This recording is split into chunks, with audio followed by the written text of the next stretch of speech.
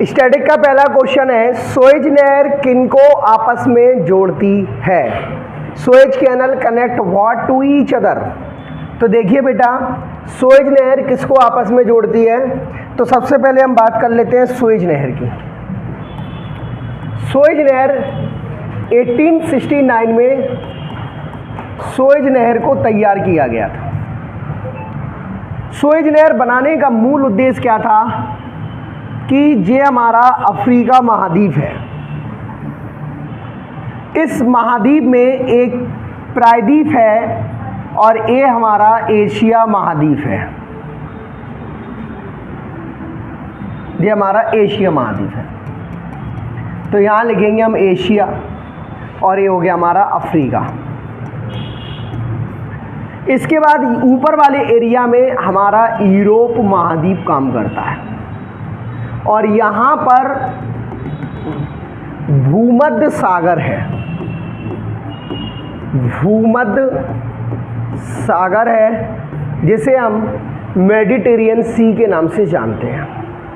अब इस भूमध्य सागर की अगर हम बात करें तो भूमध्य सागर में सबसे पहले क्या देखने को मिलता है कि यहाँ पर है लाल सागर, रेड सी, लाल सागर। समस्या क्या थी कि मान लीजिए आप जानते हैं कि भारत की खोज किसने की थी? भारत की खोज की थी वास्को डी गामा ने।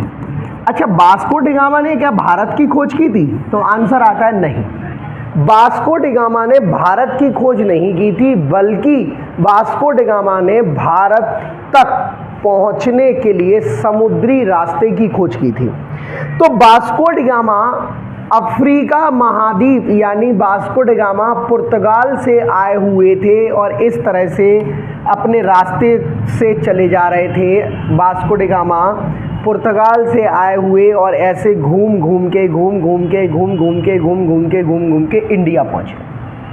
यानी ये बात तय थी कि अगर एशिया वाले व्यक्ति को वाई शिप यानी जहाज के रास्ते से यूरोप जाना है तो उसे पूरा अफ्रीका महाद्वीप पार करना पड़ेगा और पार करने के बाद वो भूमध्य सागर में पहुंच पाएगा, मेडिटेरियन सी में पहुंच पाएगा। तो हुआ ये कि हमने क्या किया, इस सिनाई प्रायद्वीप को काटा। इस सिनाई प्रायद्वीप को काटने के बाद हमने इसको अलग अलग डिस्ट्रीब्यूट कर दिया।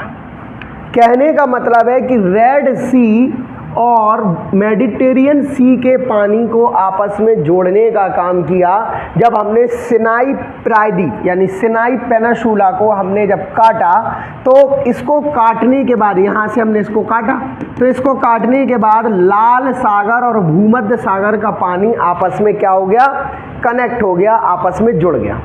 अब लाल सागर और भूमध्य सागर का पानी जब आपस में जुड़ गया तो हमारे पास एक रास्ता बन गया कि अगर अब अफ्रीका महाद्वीप वाले व्यक्ति को भूमध्य सागर जाना है तो वो यहाँ से पहुँच जाएगा।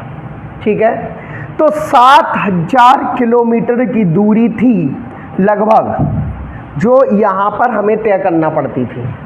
7000 किलोमीटर की दूरी यहाँ पर हमें तय करना पड़ती थी। अब यही दूरी घटकर कितनी हो गई है? लगभग यही दूरी जब घट गई तो यही दूरी हमारी जो हो गई वो वैसे तो 169 है, लेकिन अगर एशिया से भूमध्य सागर की दूरी की बात करें तो लगभग 1600 किलोमीटर का डिस्टेंस यहाँ पर तय हो गया। समझ में आया? तो इतनी दूरी आपकी घट के इतनी हो गई इस सुएज नहर को बनाने से। तो सुएज नहर की अगर हम बात करते हैं तो सुएज नहर जो है वो सिनाई प्रायद्वीप को काटकर बनाया गया। सबसे पहले आपसे क्वेश्चन पूछा जाएगा कि किस प्रायद्वीप को काटकर बनाया गया, तो सिनाई प्रायद्वीप को काटकर क्या किया गया, काटकर इसको बनाया गया। सिनाई प्रायद्वीप को काटकर बनाया गया।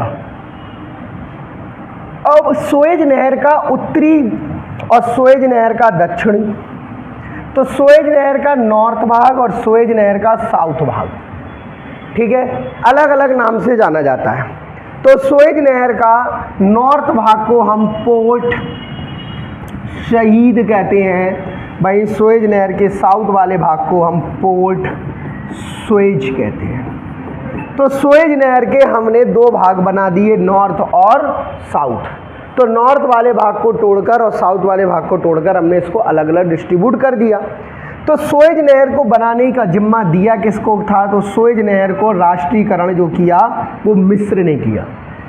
किसने किया? मिस्र ने इसका राष्ट्रीयकरण किया, और ये राष्ट्रीयकरण उसने 1956 में किया। 1956 में मिस्र सरकार ने सुएज नहर को बनाने का पूरा जिम्मा उठा लिया। बात क्लियर हो गई? कोई दिक्कत यहाँ तक? इसके बाद हमारा क्वेश्चन का आंसर है कि सुएज नहर किनको आपस में जोड़ती है? तो सुएज नहर रेड सी यानी आपका लाल सागर और मेडिटेरियन सी यानी भूमध्य सागर को आपस में जोड़ने का काम सुएज नहर करती है। दूसरा ऑप्शन से हमारे पास अदन की खाड़ी और हारमुज की खाड़ी। तो अदन की खाड़ी और हारमुज की खाड़ी की अगर हम बात कर लें तो अदन की खाड़ी और हारमुज की खाड़ी को जोड़ने वाली जो जल संधि है वो है हमारी की जल संधि। की जल संधि जिसे हम हारमुज की भी कहते हैं। क्या कहते हैं? हारमुज की भी कहते हैं, क्योंकि इस जल संधि में अदन की खाड़ी और हारमुज की खाड़ी को जोड़ने का काम किया जाता है। इसके बाद आता है खंबात की खाड़ी और कच्छ की खाड़ी, gulf of Khambhat and gulf of Kutch. तो खंबात की खाड़ी और कच्छ की खाड़ी जो है ये बेटा गुजरात वाले एरिया में पड़ती है, और आप जानते हैं कि कच्छ की खाड़ी काठियावाड़ में पड़ती है, कच्छ में पड़ती है। कच्छ की खाड़ी कहाँ पड़ती है? कच्छ में पड़ती है। और खंबात की खाड़ी जो है वो आपके काठियावाड़ एरिया में पड़ती है। तो इस तरह से खंबात की खाड़ी और कच्छ की खाड़ी गुजरात वाले एरिया में है। अगला है मन्नार की खाड़ी और बंगाल की खाड़ी, gulf of Mannar and gulf bay of Bengal. तो gulf of Mannar and bay of Bengal के बीच में हमारे पास एक स्ट्रेट काम करती है, जिस स्ट्रेट का नाम है पाल्क जल संधि। क्या नाम है?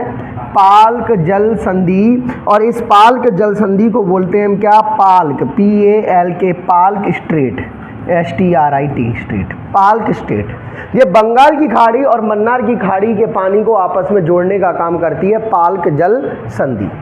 क्वेश्चन नंबर अगला है, कौन सा एक शास्त्रीय नृत्य नहीं है? तो देखिए बेटा, शास्त्रीय नृत्य हमारे पास 8 है। तो पहला शास्त्रीय नृत्य हमारा जो है, ये क्वेश्चन थोड़ा गलत तरीके से रिप्रेजेंटेटिव किया गया, ऑप्शन इसके गलत दिए हुए हैं, तो इसमें आप लिख लीजिएगा कौन सा शास्त्रीय नृत्य है। तो है पर लगाएंगे तो आंसर जो है वो मैं 8 लिख देता हूँ, इनमें से कोई सा आंसर नहीं है। तो इसका आंसर क्या है? पहला है कथकली, एक हमारा शास्त्रीय नृत्य है। दूसरा है हमारा शास्त्रीय, ये भी एक हमारा शास्त्रीय नृत्य है। तीसरा है हमारा कुचिपुड़ी, ये भी हमारा शास्त्रीय नृत्य है। और चौथा है हमारा मोहिनीअट्टम, ये भी हमारा शास्त्रीय नृत्य है। और पांचवा है हमारा कथक, हमारा शास्त्रीय नृत्य है। छठवां भारतनाट्यम, शास्त्रीय नृत्य है। भारतनाट्यम ये हमारा शास्त्रीय नृत्य है। सातवां हमारा मोहिनीअट्टम मणिपुरी, ये हमारा शास्त्रीय नृत्य है। और आठवां है उड़ीसा, ये हमारा शास्त्रीय नृत्य है। तो इस तरह से हमारे पास शास्त्रीय नृत्यों की संख्या 8 है। तो कौन सा शास्त्रीय नृत्य है? तो ये वाले नृत्य हमारे शास्त्रीय नृत्य कहलाते हैं। अगला क्वेश्चन आता है हमारा, श्री शक्ति सैटेलाइट किसके द्वारा लॉन्च किया गया? देखिए, सैटेलाइट की जिम्मेदारी लॉन्च करने की जो है वो इसरो की है, जिसका स्थापना 1969 में हुई, और इसका हेडक्वार्टर कर्नाटक की बेंगलोर में इसका हेडक्वार्टर है। कर्नाटक के बेंगलोर में इसका हेडक्वार्टर है। और इसकी शुरुआत जो है वो कहाँ पे हुई? श्री शक्ति सैटेलाइट की शुरुआत कर्नाटक में हुई। इसरो की अगर हम बात करें तो इंडियन स्पेस रिसर्च ऑर्गेनाइजेशन इसका फुल फॉर्म माना जाता है इसरो। बार्क क्या है? भाभा एटॉमिक रिसर्च सेंटर को हम बार्क बोलते हैं। भाभा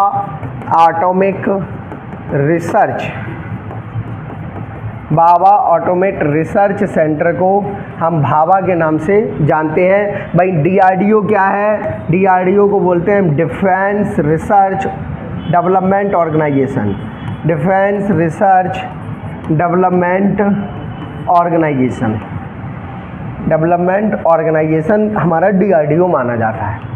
तो श्री शक्ति सैटेलाइट जो है वो इसरो के द्वारा छोड़ी जाती है। सैटेलाइट 2 ट्रकों के द्वारा छोड़ी जाती है, एक PSLV है और एक GSLV है। PSLV जो सैटेलाइट छोड़ी जाती है वो पोलर पर छोड़ी जाती है और GSLV में जो सैटेलाइट छोड़ी जाती है वो जियो सैटेलाइट लॉन्च व्हीकल है, भू स्थैतिक सैटेलाइट छोड़ी जाती है। क्वेश्चन नंबर अगला आता है, मराठा समाचार पत्र की शुरुआत किसने की थी? Who started the Maratha newspaper? तो आपको बता दें मराठा समाचार पत्र की शुरुआत BG तिलक के द्वारा की गई। BG तिलक मतलब बाल गंगाधर तिलक के द्वारा, एक कांग्रेस के गरम दल के नेता थे। एक कांग्रेस के गरम दल के नेता थे। गरम दल के नेता जो कांग्रेस के थे वो थे लाल मतलब लाला लाजपत राय, लाला लाजपत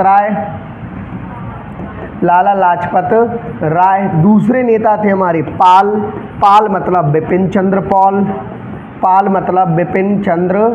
पॉल। और तीसरे नेता थे हमारे बाल मतलब बाल गंगाधर तिलक। तीसरे नेता थे हमारे बाल गंगाधर तिलक, हमारे तीसरे नेता माने जाते हैं।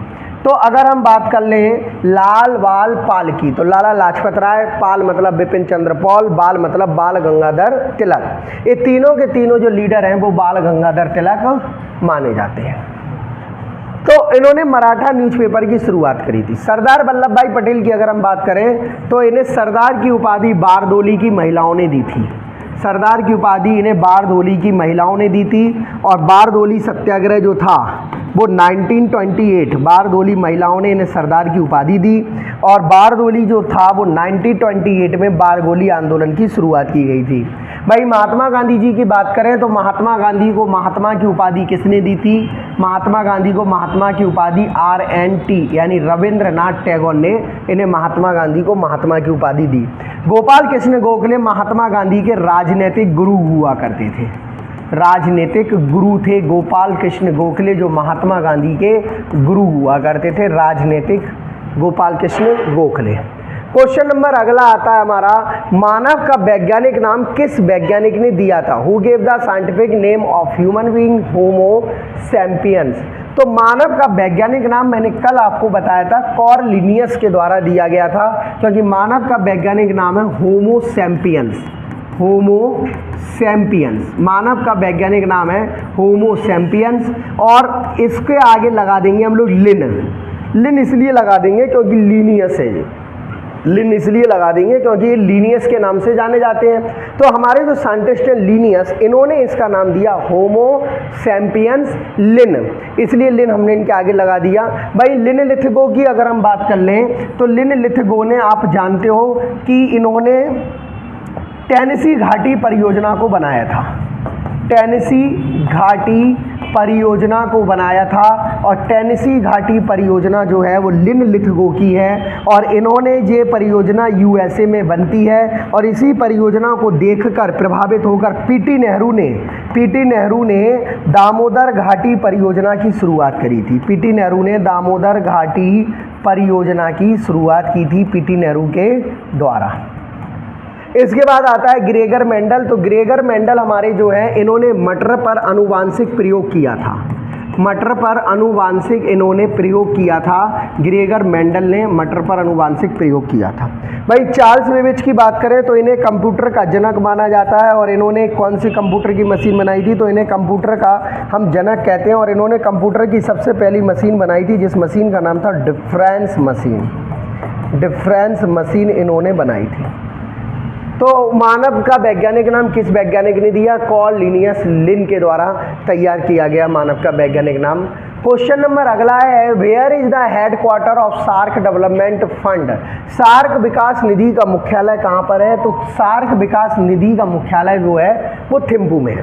भाई सार्क के हेडक्वार्टर की अगर बात कर ले, अगर वो सार्क का हेडक्वार्टर पूछ लेते आपसे, तो सार्क का हेडक्वार्टर जो है बेटा ये नेपाल के काठमांडू में है।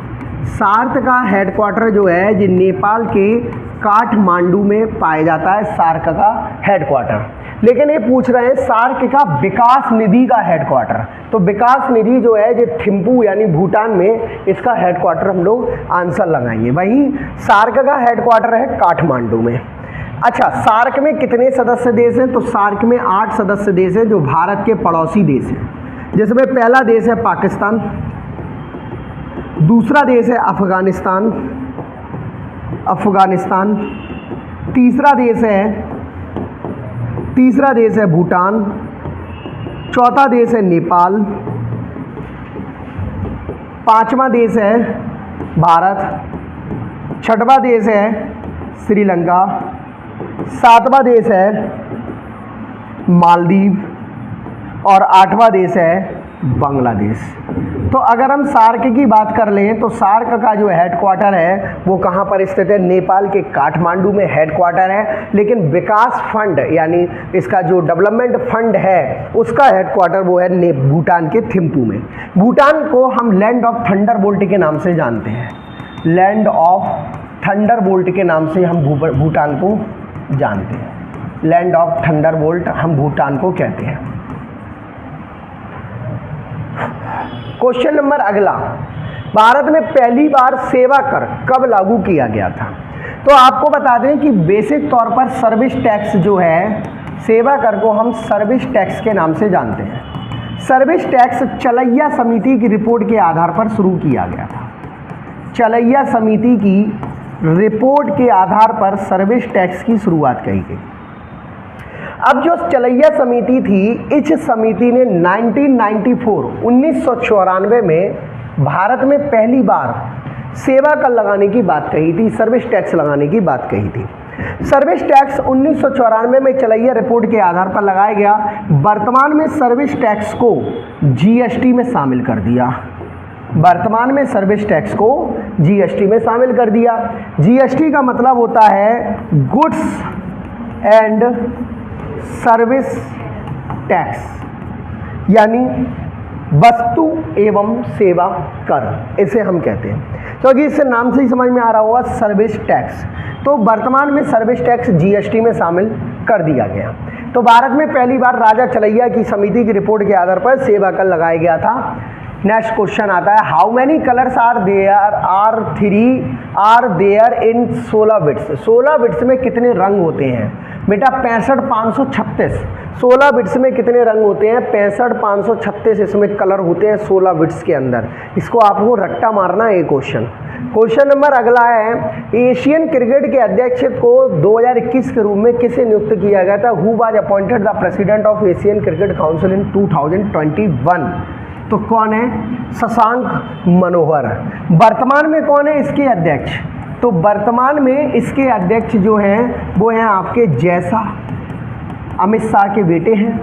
और इसका हेडक्वार्टर कहाँ है? तो इसका हेडक्वार्टर श्रीलंका में पड़ता है। एशियन क्रिकेट एकेडमी का हेडक्वार्टर श्रीलंका में पड़ता है। अच्छा, वर्तमान में एशिया 2025 के एशिया कप की मेज़बानी कौन करने वाला है? तो 2025 के एशिया कप की मेज़बानी अपना इंडिया करेगा, वो भी कौन से? T20 फॉर्मेट में। T20 फॉर्मेट में अपना एशिया कप की मेज़बानी इंडिया करने वाला है। अच्छा, वर्तमान में जैसा जो है वो दिसंबर में आईसीसी के चेयरमैन बन जाएंगे। आईसीसी के चेयरमैन दिसंबर में जैसा बन जाएंगे, निर्विरोध चुने गए जैसा। वर्तमान में क्वेश्चन नंबर अगला, सूर्य का प्रकाश पृथ्वी पर कितने समय में पहुंचता है? How much time does it take for sunlight for reach the earth? तो ये 8 मिनट 16 सेकंड में पहुंचता है, लगभग 500 सेकंड इसको आप बोल सकते हैं। सूर्य का प्रकाश पृथ्वी पर पहुंचने में लगभग 500 सेकंड लेता है। 8 मिनट, 8 को जब आप गुणा करेंगे तो 8 6 48 480 वो हो जाएगा, और 16 सेकंड मैं बता ही रहा हूँ, तो लगभग आप इसे 500 सेकंड भी बोल सकते हैं। तो कैसा लगा आपको आज का हमारा स्टैटिक के क्वेश्चंस? सभी लोग कमेंट बॉक्स में बताएं। टेलीग्राम चैनल को ज्वाइन करें। अधिक जानकारी के लिए आप हमारे चैनल को सब्सक्राइब करें। नमस्कार, जय हिंद, जय भारत, जय संविधान।